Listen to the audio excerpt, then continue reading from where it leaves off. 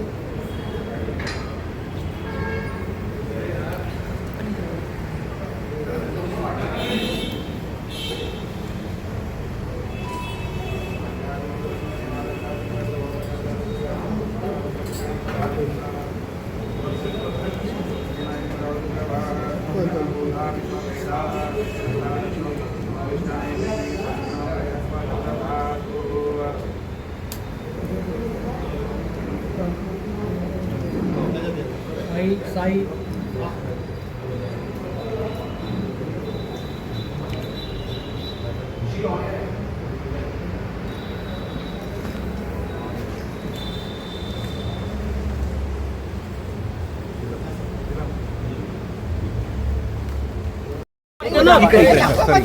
संजय, आज आपण रामनगर राम मंदिराची पाहणी केली आहे. स्थान हा निश्चित झाला आहे का रामरक्षा पठणसाठी?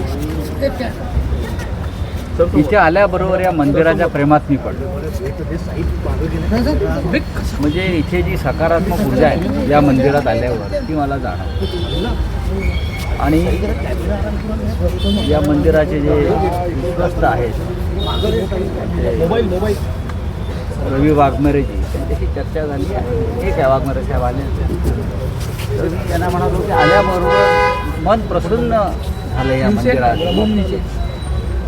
आणि अशाच एका जागेच्या शोधामध्ये नागपुरामध्ये आम्ही इथे आल्यावरती आम्हाला असं वाटतं की उद्धवजींनी शिवसेना पक्षप्रमुखांनी इथे येऊनच त्यांच्या मनातल्या संकल्पना ज्या आहेत त्या पूर्ण केल्या पाहिजे. आणि बहुतेक आम्ही हीच जागा कार्यक्रमासाठी निवडतो आहोत. आणि रवी वाघमेरेजीने आम्हाला त्यावर पूर्ण सहकार्य करण्याचं वचन दिलं. रामाच्या साक्षीने ते राम भक्त, आम्ही राम भक्त किती त्याने सांगितलं. किती लोक येणार आहे, कितीची परवानगी मागितली, अपेक्षा? नेते जातच असतात ना. नेत्यांचं काय, नेत्यांचं जाणं येणं आयाराम गायराम सुरूच असतं देशभरामध्ये गेल्या काही काळापासून. त्याची चिंता करू नका. संजयजी, आपण एक शब्द वापरला की सकारात्मक ऊर्जा इथे मिळते. खरं तर देवेंद्रजी या मंदिराचे आजीवन सदस्य आहे. बालपणापासून त्यांच्या वडिलांसोबत इथे येत होते. एक वेगळी एनर्जी त्यांनाही जाणवतं. आपण पण बोलला तसे.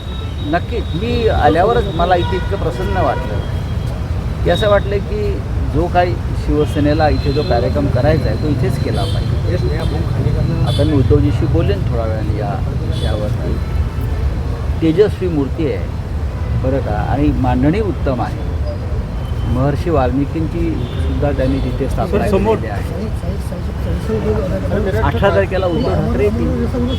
आता इतर काही चर्चा सुरू आहेत पोलीस प्रशासनाशी, अन्य लोकांशी. पण हा काय राजकीय कार्यक्रम नाही. आम्ही सगळ्यांना निमंत्रित करू. ज्यांना इथे यायचं आहे त्यांनी इथे यावं अशी आमची भूमिका. म्हणजे एक सूचना मंदिर प्रशासनाकडनं एक सूचना सातत्याने येत होती की इथे रामरक्षा पठण मंदिरात करावी आणि आंदोलन इतर जे विचार राजकीय ते मंदिराच्या बाहेर. आंदोलन हा प्रकारच नाही आहे ना. शिवसेनेचे आंदोलनं फार वेगळ्या पद्धतीचे असतात, तुम्हाला माहिती आहे.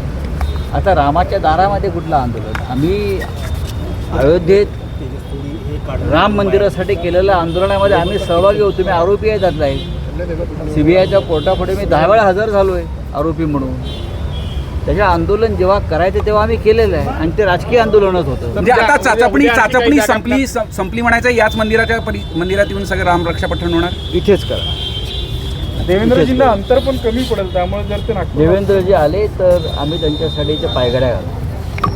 हिंदी में सर पठण का होने वाला है? देखिए, राम रक्षा पठन का जो कार्यक्रम नागपुर में करने की योजना है मुंबई के बाद, तो अब जहाँ खड़े हैं ये राम मंदिर सबसे ऊर्जावान राम मंदिर है और हमें लगता है हमारा कार्यक्रम यही होगा। उद्धव ठाकरे जी के नेतृत्व में जिनको आना है सभी जाति धर्मों के राजनीतिक दलों के लोग यहाँ आ सकते हैं। मुझे किसी ने कहा कि यहाँ से कुछ दूर राज्य के मुख्यमंत्री देवेंद्र जी का भी निवास स्थान है, हम उनको भी इनवाइट करेंगे। हम आरएसएस के मुख्यालय में जाकर वहाँ के जो प्रमुख पदाधिकारी हैं हम उनको इनवाइट करेंगे। हम सभी पार्टियों को बोलेंगे आप आइए, राम सबका है, राम सबका है। संजय जी, मराठीत तुम्ही RSS आणि देवेंद्रजींकडे निमंत्रण देणार असेल?